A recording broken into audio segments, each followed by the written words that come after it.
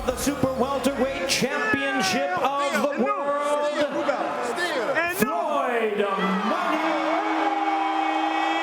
Mayweather. Floyd Mayweather may have more money than most people, but he's also spent time with the struggles that still haunt him. Right now on the record, do you think you hold any unforgiveness in your heart?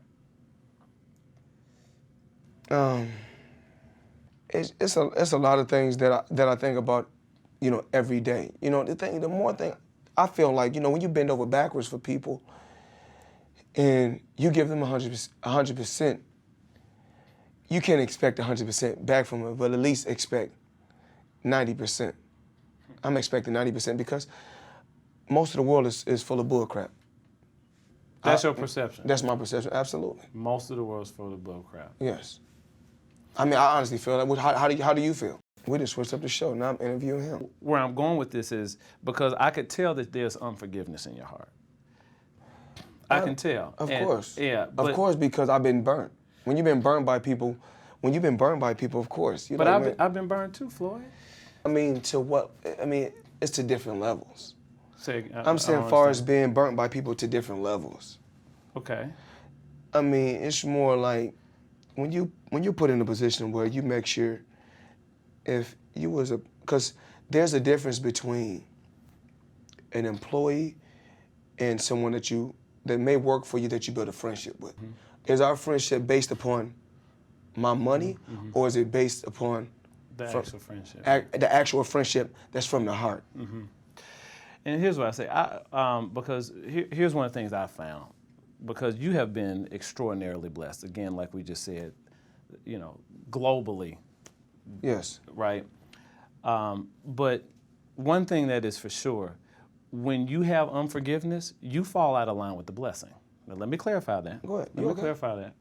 So what I'm saying to you is, there is another level that is available for you that once you actually spend the time to get rid of that, there is no idea what will open up on the other side of that. And that's the truth. It may be true, but everything takes time. I everything agree. happens with time. But it was impressed upon me in this moment to say that to you, because when I think about the legacy of Floyd Mayweather, and you talk about the generational wealth, and when you see the Mayweathers, your kids' grandkids, like what will be the thing that comes up? Loyal, ambitious, hungry, winners, self-preservation. That was a quick, distinct answer. That was really good. I mean, like I said before, I only speak from the heart. And no different from how I approach it, just like I approach it when I'm in the arena. A boo and a cheer is the same thing. People don't know. Oh, I agree with that. Yeah, boo and a cheer is the same thing. I mean, I could be in the arena and they can boo. I could be in the arena and they can cheer. Mm-hmm. It's the same thing.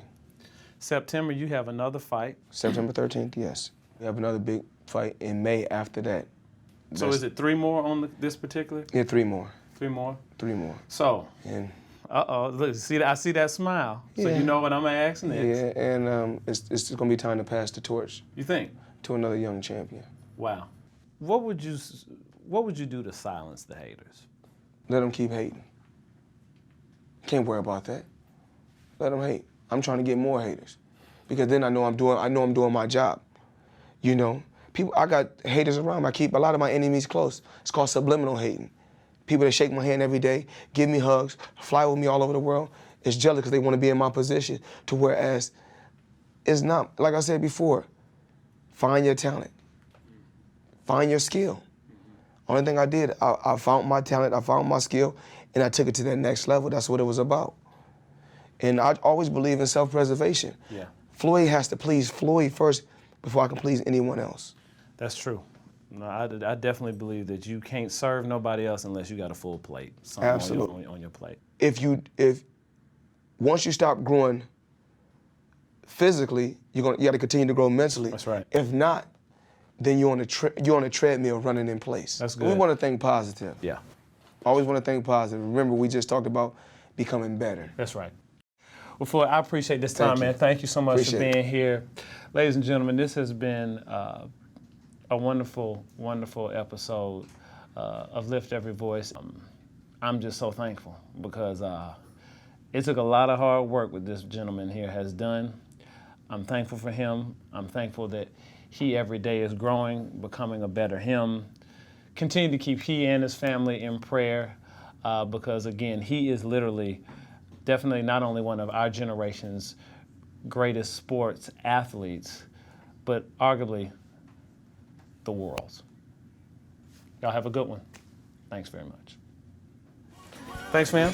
That was good. Hey there, Omarosa bringing you Kingdom conversation in a creative way. I've got breaking news for you. Supergroup Destiny Child reunited for Beyonce's huge performance at the Super Bowl. Now the top-selling female group is back for Michelle Williams' new video, Say Yes. The gospel song brings Beyonce and Kelly in to sing on this up-tempo, Caribbean-flavored anthem that declares, when Jesus says yes, nobody can say no.